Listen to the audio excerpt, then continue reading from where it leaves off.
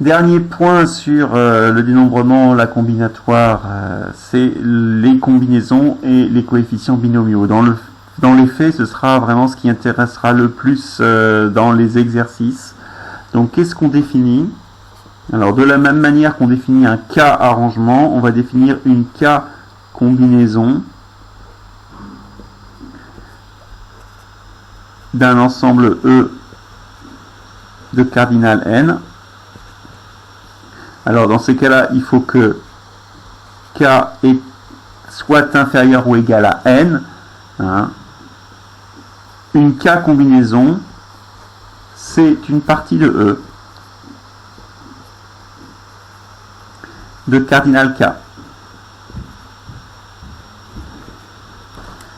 Le fait que ce soit une partie, c'est-à-dire un sous-ensemble de E, veut dire que l'ordre n'importe pas, contrairement à l'arrangement, mais que, évidemment, les éléments sont distincts. S'ils n'étaient pas distincts, bah, ils compteraient qu'une seule fois dans le cardinal. Hein, donc c'est un tirage dans lequel on ne regarde pas finalement l'ordre de sortie. Alors on décide de dire que par convention, si on en a besoin, une 0 combinaison, donc une combinaison de cardinal 0,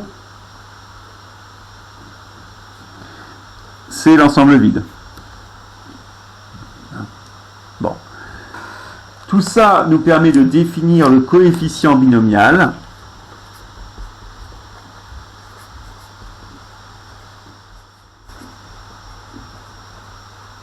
Qu'on appelle de manière générale K parmi n. Alors l'avantage c'est que là on choisit K dans 0n puisqu'on a défini juste au-dessus la 0 combinaison. Quel que soit K dans 0n, on note, alors je ne fasse pas de bêtises, et je vois que dans le cours j'ai mis un P, c'est pas normal, hein. Et je me suis trompé, il faudra que je le refasse.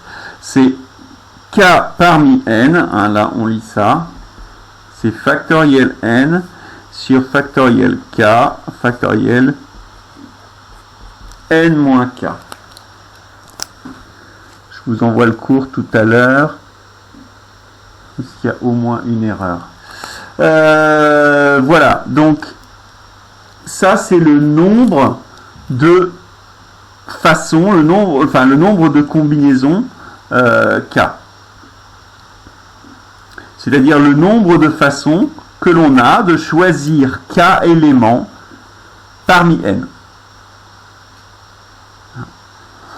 Donc cette définition et cette valeur-là est cohérente avec le fait que la 0 combinaison c'est l'ensemble vide, parce que si vous remplacez K par 0, vous avez factoriel n sur factoriel 0 qu'il faut 1 factoriel n, ça vous fait un résultat de 1. Il y a une seule façon de choisir une combinaison 0, c'est de choisir l'ensemble vide.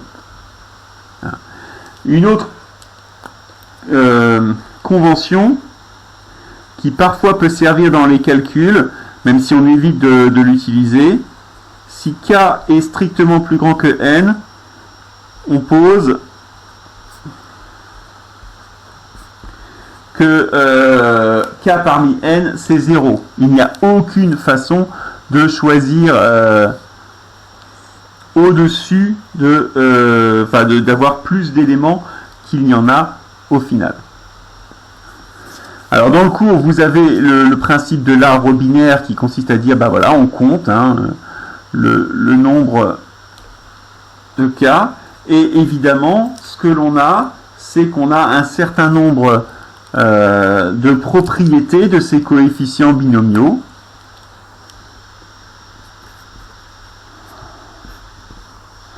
La première propriété, c'est la symétrie. Quel que soit K dans 0n,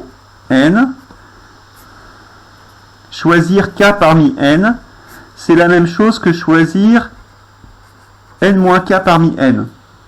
Tout simplement parce que choisir k éléments que vous gardez, c'est la même chose que choisir n-k éléments que vous rejetez.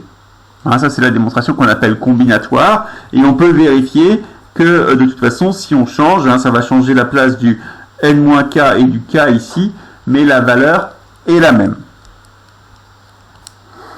On vous donne aussi une petite propriété, je l'ai mise là parce qu'elle est dans le programme, hein, mais on vous dit, quel que soit n dans grand N,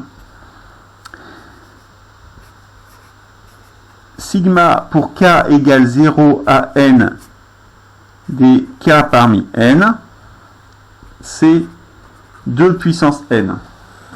Alors ça peut paraître bizarre, mais en fait, en termes de démonstration combinatoire, c'est assez facile. Pourquoi? Parce que ceci, ça, c'est le nombre de parties de E, si le cardinal de E est n. Hein, on l'a vu tout à l'heure. Et en fait, ce nombre de parties, on va le décomposer suivant le nombre d'éléments de ces parties. Le nombre d'éléments, c'est k. K peut aller de 0 à n. Évidemment, il n'y a pas de partie de E qui a plus que n éléments. Et d'après la définition qui est là, le coefficient binomial de k parmi n, c'est très exactement le nombre de parties de E de cardinal k. Donc en fait, quand on fait cette somme-là, on prend la seule partie de E de cardinal 0, c'est-à-dire l'ensemble vide, puis on prend toutes les parties de E de cardinal 1, il y en a n, puisque 1 parmi n, ça fait n, puis on prend toutes celles de cardinal 2, ça fait 2 parmi n, etc., jusqu'à aboutir à la seule partie de E de cardinal n, qui est E tout entier. Voilà, je terminerai sur le binôme dans une dernière vidéo.